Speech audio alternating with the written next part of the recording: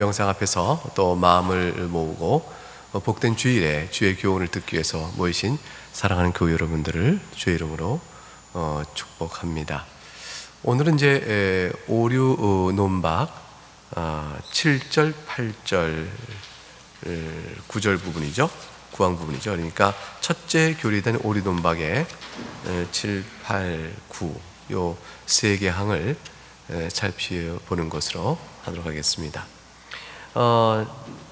7항에 이 세상에는 변할 수 있고 불확실한 조건에 의존하는 것 말고는 영광에 들어가도록 불편하게 택하신 바에 대한 어떤 열매도 자각도 확실함도 없다. 이 주장이 이제 학론파는 어떤 주장을 하냐면 우리가 자각하고 확실히 알 수 있는 게 뭐냐? 그런 이제 변하는 조건, 불확실한 조건. 이건 뭐냐면 사람이 내가 지금 믿고 있다. 또 내가 주님 앞에 나오고 있다. 아니면 좀 멀어지고 있다. 죄에 있다. 의에 있다. 이런 식으로 사람 스스로 살아가는 신앙 양태만이 현재 내가 경험하고 있는 신앙 양태만이 확실한 것이다. 그러니까 이것을 통해서 내가 지금 믿고 있으면 구원을 얘기할 수 있고 지금 내가 지금 신앙이 흔들리면 말할 수 없는 거 아니겠느냐. 그러니까 이제 무엇을 반대하고 싶으냐면 영광에 들어가도록 즉 구원의 은혜를 받도록 불변하게 택하셨다. 하나님께서 택하셨고 택하신 일은 변치 않는다 라는 이러한 엄중한 사실에 대해서 우리가 열매로 안다든가 또 이걸 자각할 수 있다, 또 이걸 확실히 알 수 있다, 이런 식의 얘기는 불가능하다고 보는 거죠. 그러니까 하나님께서 선택하여 구원하셨다는 사실에 대한 보증과 그걸 통한 확실성을 우리가 알 수 없다. 이제 이 얘기입니다. 오히려 확실성을 안다면 변할 수 있고 불확실한 조건에 의존하는 것에는 확실성을 알 수 있다. 이렇게 얘기하는 거예요. 그러니까 이 질문이 뭐냐면, 아니 하나님의 영원한 작정을 확신한다는 것은 하나님 작정이 변치 않으니까 그거에 대한 그것을 약속된 미래에 대한 확신도 내가 갈 수 있는 건 말이 맞지만 인간인 변하는 존재인데 인간에 의존해서 확실치 않은 인간의 신앙 양태에 대해서 내가 확실함을 한다? 이거는 사실은 서로 상황이 맞지 않는 것이라는 것이죠. 그래서 그렇다면 결국 이제 구원의 확신이 없다는 뜻이 되는 것이죠. 왜냐하면 지금은 내가 믿음으로 확실하지만 내일은 변할 수 있으니까 내일은 확실성을 모른다. 그럼 결국은 뭐냐면 구원의 최종적 확신은 없다. 이렇게 되어지는 것이고, 이 개혁파에서 아주 반대하는 것이죠. 그렇지 않다. 성경에 보면 성경의 인물들은 다 구원을 노래했고 감사했다. 그런 논리라면 누가 성경에 나타난 인물 가운데서 하나님께서 내게 주신 구원의 복을 감사한다고 말할 수가 있겠냐. 그러니까 하나님의 첫째 신적 속성에 따라 약속은 불변하니 우리가 확실하게 믿을 수 있는 것이고, 그것을 실제로 우리에게 그렇게 구원을 주겠다고 말씀하셨으니 그 말씀하신 내용에 따라 믿는 자에게 베푸시는 구원은 하나님의 약속이시니 우리가 이렇게 불변을 확신할 수 있는 것이다. 이런 얘기를 이제 성경을 통해서 개혁파가 정당하게 진술하는 것입니다. 논박을 보게 되면 이렇게 되어 있죠. 불확실한 확실성을 말하는 것은 모순일 뿐 아니라 성도들의 경험과도 반대된다. 성도들의 경험, 여러분의 경험 안에서 반대되고 있죠. 왜냐하면 성도들은 자신이 택함 받았음을 자각함으로 사도와 함께 기뻐하며 하나님의 은혜를 찬송한다. 질문: 어떻게 우리가 택함 받았음을 자각하죠? 여러분은 여러분이 하나님의 선택받은 자라는 걸 자각하십니까? 어떻게 자각하세요?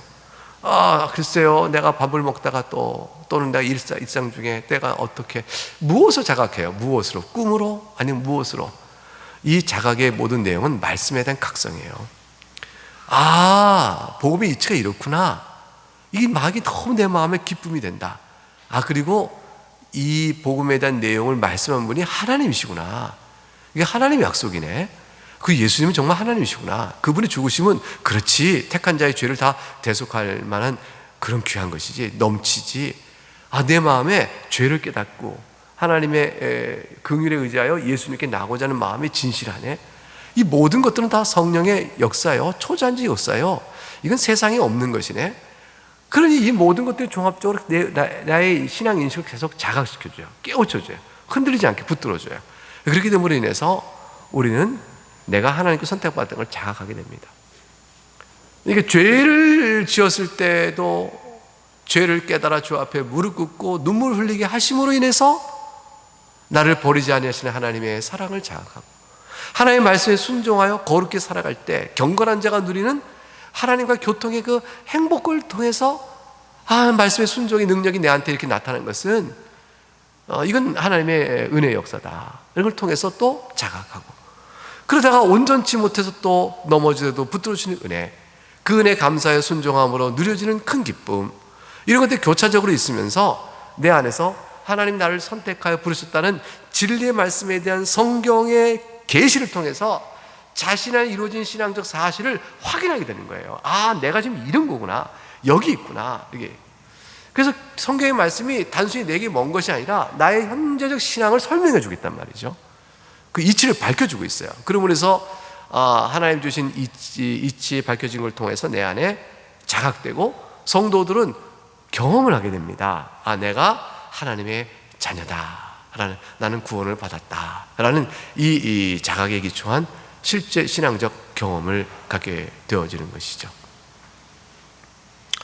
낙심되고 절망의 위기 없는 아니에요. 그러나 돌투신경을 통해서 여러분 계속 배운 것처럼 그럴 때 말씀을 통해 교정합니다. 그러니까 성도는 지식에 있어 오류가 있고 신앙 정서적으로도 오류가 있어서 나는 틀렸어 라고 생각하거나 낙심될 수 있고, 아니면 나는 하나님의 말씀 잘 들으니 나는 정말 훌륭한 신자야, 이래서 나 구원받지 라고 등등, 잘하면 잘하는 대로, 못하면 못하는 대로 각기 오류가 발생하여 마치 자기가 죄를 졌으니 하나님의 자녀가 아니다 생각하거나, 내가 의를 행했으니 하나님의 자녀다 라고 해서 자기 의를 근거로 내세우거나, 또는 자기 의가 없다는 사실로 낭망하거나 등등등의 이런 혼선이 우리 안에 있을 수가 있어요.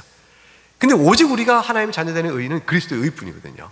그리스도의 의를 믿음으로 받는 거거든요. 그렇기 때문에 하나님의 자녀되는 기초와 토대가 내가 의가 없다 해서 하나님의 자녀가 못 되는 것도 아니고, 내가 의를 행했다 해서 하나님의 자녀가 되는 게 아니에요. 오직 예수 그리스도의 의뿐인 거예요. 그 의를 받은 사람으로 우리의 마음에 나타나는 모든 영적 현상은 하나님의 불순종함으로 하나님께 너무 죄송한 거예요. 그 마음에 근심이 되고 상하게 되는 거예요. 내가 정말 하나님의 은혜를 아는 자로 이룰 수가 있겠나 하고 자책과 괴로움이 있는 것이죠. 하나님의 은혜를 아는 자로 하나님 말씀에 순종함으로 하나님을 사랑했음을 표현한 것에 대한 너무너무 큰 기쁨이 있어요. 하나님, 제가 하나님을 참 사랑해요. 이렇게 해서 하나님 널 주신 사랑 때문에 제가 이렇게 하나님을 사랑해요 라고 하나님의 사랑을 나타내 보이는 그 순종이 내 안에 너무 큰 기쁨이 오는 거예요. 이렇게 다 받은 은혜에 대한 감사의 표시로 이렇게 나타나는 것이지, 우리가 어떤 의미에서도 하나님의 율법, 신앙의 규칙, 그 앞에서 그것이 지켰다 못 지켰다가 내가 하나님 앞에서 구원과 여부에 관련된 흔들림으로 나오는 게 아니에요. 오직 예수 그리스도 안에서 죄를 지었을 때 상한 마음, 하나님 말씀 순종했을 때의 기쁜 마음, 이것이 이제 우리 안에서 역사하고 있는 거죠. 다 뭘 위해서요? 감사함으로 하나님께 영광 돌리기 위해서, 감사함으로 그리스도께 영광을 돌리기 위해서, 감사함으로 성령을 따라 행하는 은혜 가운데 있는 것을 즐거워하는 것, 그것이지 이것에 얼마만큼 성공했냐 얼마만큼 실패했냐가 내 자체 구원과 관계된 것을 의식이 나가게 되면, 그리고 이것은 이미 그리스도 복음 안에서 벌어져 가게 되는 거예요. 성경은 그렇게 말하지 않아요. 그러니까 이 돌투신경의 가르침은 그것이 아니에요. 그리스도 안에서 믿는 자에게 구원이 주어졌다.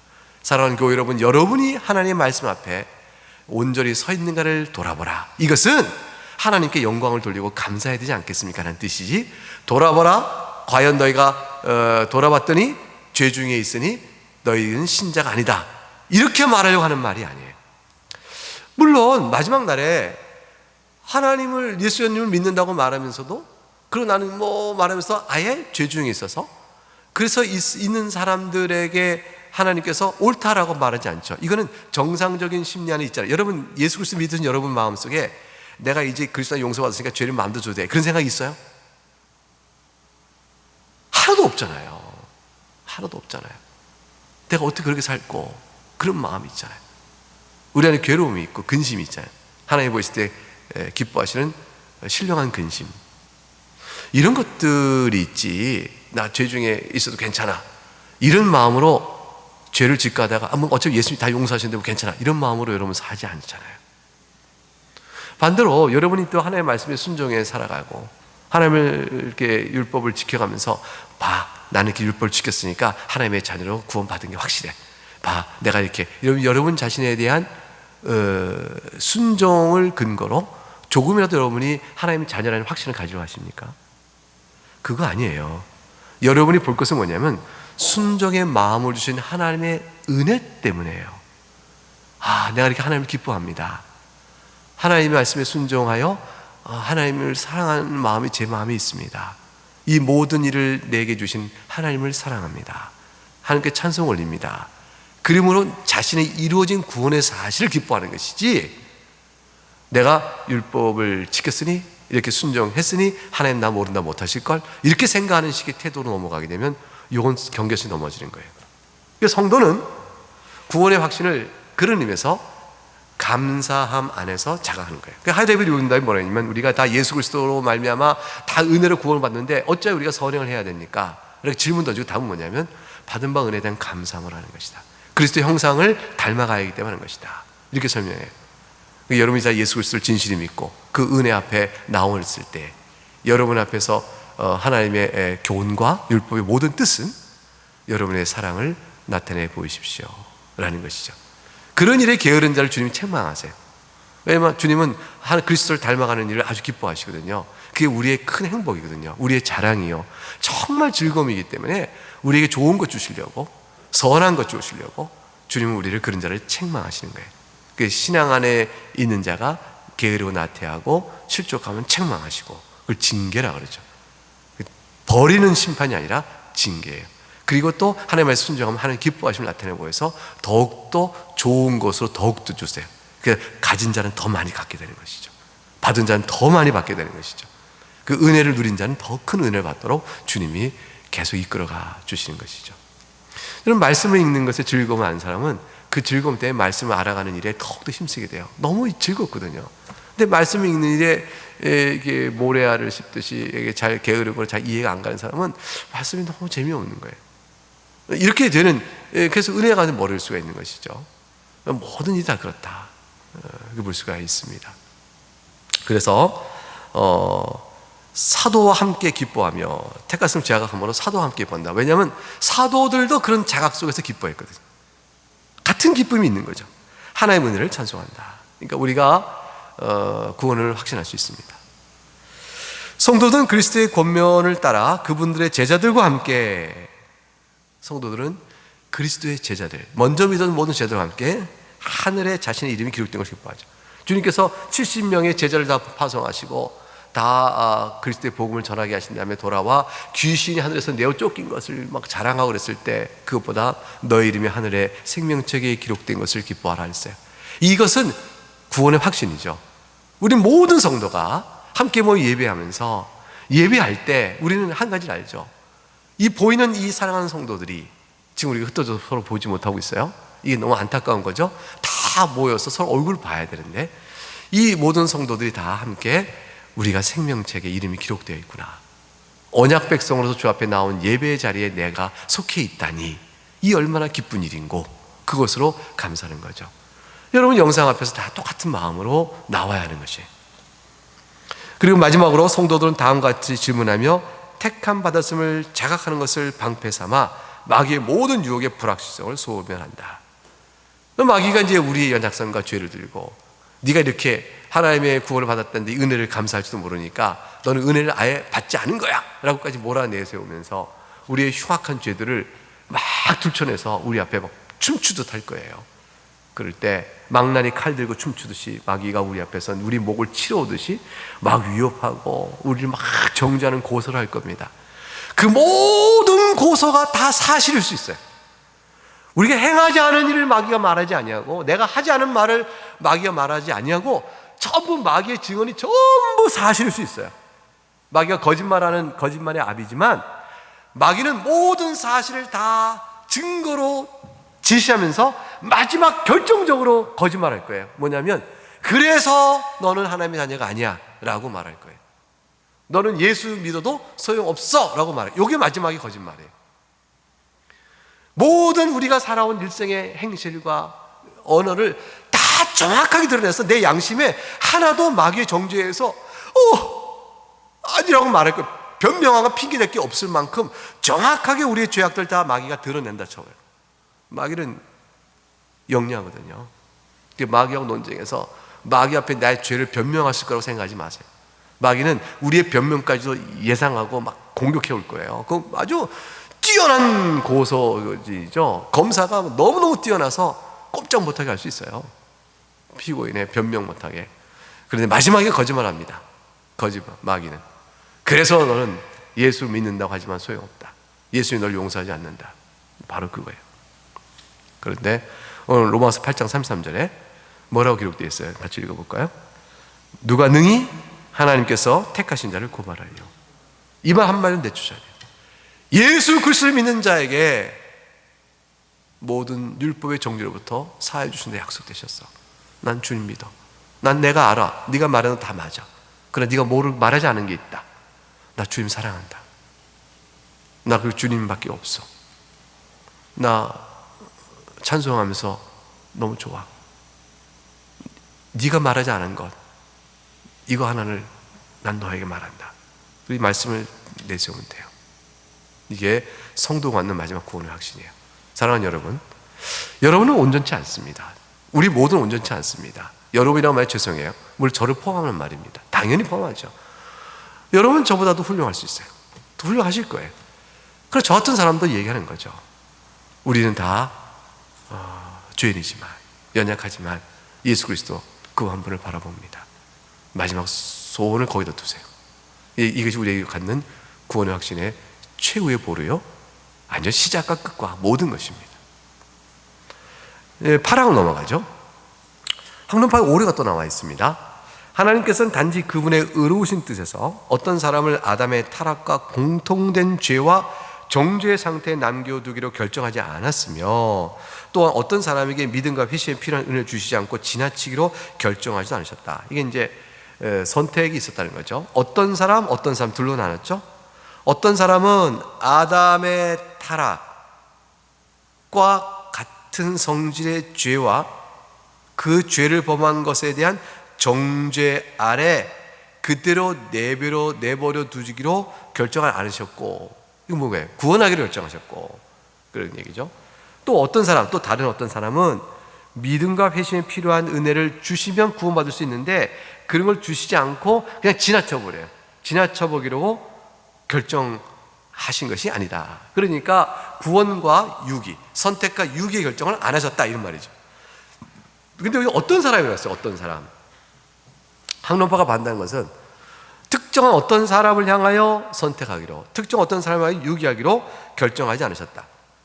이 결정을 하나님의 의로우신 뜻이라고 말하지 말아라. 이렇게 하나님의 의로우신 뜻에 결정한 것이 아니라, 만약 이런 결정이 있었다면, 하나님의 의로우신 뜻이 아니라 인간의 순종과 믿음을 보시고 하셨다고 말해라, 그 말이에요. 그게 이제 7절에서 변할 수 있고 불확실한 조건, 그것이죠. 인간의 믿음과 믿음의 순종은 변할 수 있지만 그런 것들을 보시고 하나님께서 선택과 또는 유기를 하셨다고 말을 하려면 해야지. 하나님의 의로우신 뜻에 의해서, 그렇다면 인간은 믿음과 믿음의 순종은 아무 하나님의 선택과 유기에 영향을 못 주는 건데 그렇게 말해도 되나? 항론파가 이제 그걸 반대하는 거죠. 그래서 그것도 어떤 사람, 특정한 사람. 그런데 김병훈에 대해서는 하나님께서 저의 죄나 제 믿음이나 믿음의 순종을 보신 게 아니에요. 제 믿음의 순종을 보시고 선택하시고, 저의 죄와 불순종과 불신앙을 보시고 유기하시고, 이렇게 하신 것이 아니라 이 말이에요. 그게 아니고 하나님께서 작정한 뜻이 있으신데 그건 의로우세요.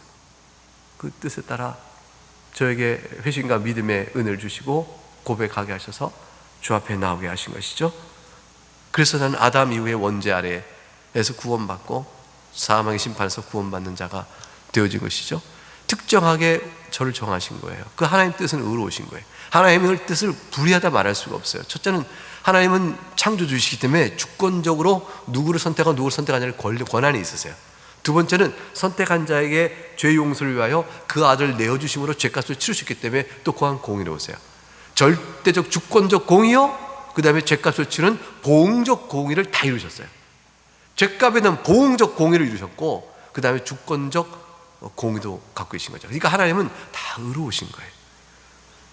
그런데 그렇게 안 했다고 주장하는 겁니다. 학론파가 잘못된 거죠. 논박 볼까요?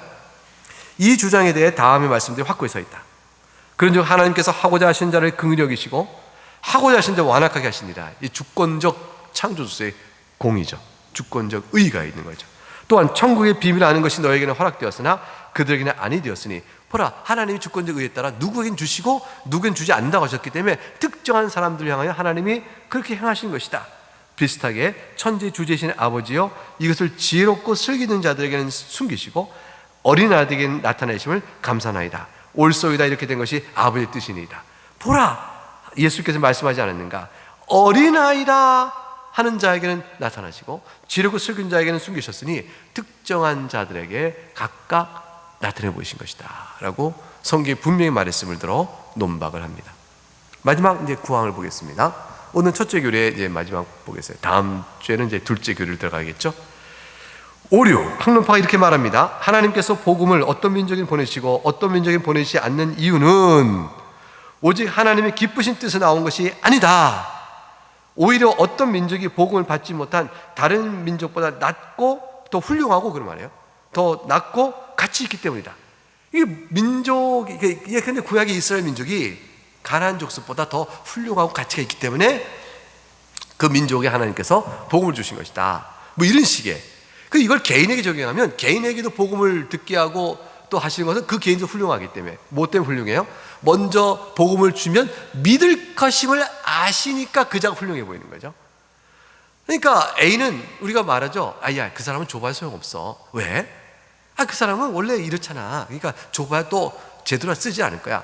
야, 우리가 이 돈이 좀 생겼는데 누구한테 이걸 좀 줘서 그 사람들이 사업을 할 수 있도록 좀 도와줄까? 사업가도 쭉 봤더니 벤처가 있어요. 벤처 10명 있는데 A 벤처는 안 돼. 왜? 이거 항상 망해 먹을 거야. 이번에 저는 다 그랬었어. B 벤처, 이 사람은 정말 좋아. C야말로 줘야지.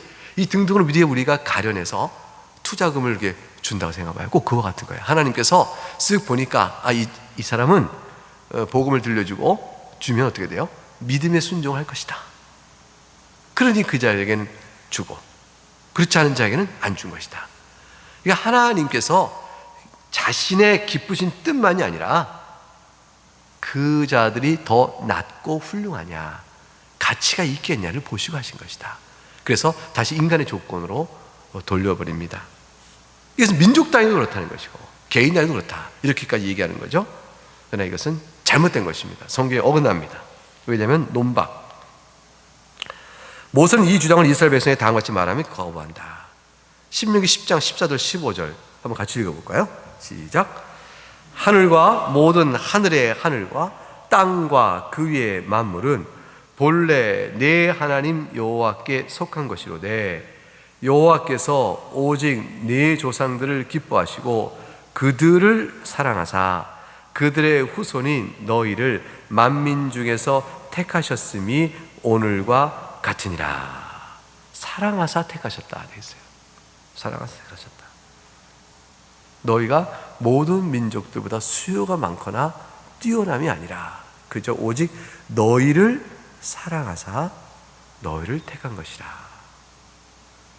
그리고 그리스도께서 말씀하시기를 화 있으신저 고라시나 화 있을진저 벳세다야 너에게 행한 모든 권능을 두로와 시도를 행했더라면 그들이 벌써 배옷을 입고 제앉아 회개하여 쓰리라. 더 나아서 이스라엘 선택받은 것이 아니다. 그것이에요. 그래서 하나님께서 구원의 선택은 다 죄 중에 있는 자 가운데서 쓸만한 것을 골라 모으신 것이 아니에요. 쓸만한 자를 골라 모았다면 여러분 한번 생각해 보세요. 주변에 보면 예수 믿지 않고 그냥 살아가는 사람 중에서 우리보다 쓸만한 사람, 쓸모가 있을 만한 사람, 하나님 저런 분을 왜 구원하지 않으실까? 왜 아직까지 저분은 예수 안 믿지? 하나님께서 나중에 믿게 하시려나? 참 괜찮아 보이는데 이런 사람들 좀 없어요? 뭐 예술가 중에 뛰어난 재능 있는 사람, 하나님 저런 뛰어나서 모든 사람 칭송받는 사람, 야 당신은 대단한 사람이라 하는 이런 사람이 뭐 피아노를 잘 치거나 이런 사람이 신앙을 고백하면 얼마나 영향력이 좋을까. 쓸모 있는 사람인데 위대한 정치가예요. 위대한 덕성 있는 사람이에요. 세상이 다 인정할 만한 뛰어난 스포츠 선수예요. 그런 사람들이 모든 방면에 뛰어난 사람, 또 도덕적으로도 훌륭하다고 인정받는 사람, 그런 사람 예수만 믿으면 얼마나 좋을까. 쓸모있는 사람 아닐까. 하나님 그런 거 보고 외모를 보고 취하시는 것이 아니에요. 인간편에 있는 어떤 외모 그걸 보시는 게 아니고 하나님 선택하여 그에게 믿음과 회심의 은혜를 주셔서 하나님 자로 삼아가세요. 만약 하나님께서 미리 구원의 은혜를 베풀기 전에 우리의 조건을 보시고 그 중에 쓸모있는 자를 찾으셨다면 저는 여러분 앞에 목사로 신자로 못 서 있을 겁니다. 아무것도 아니거든요.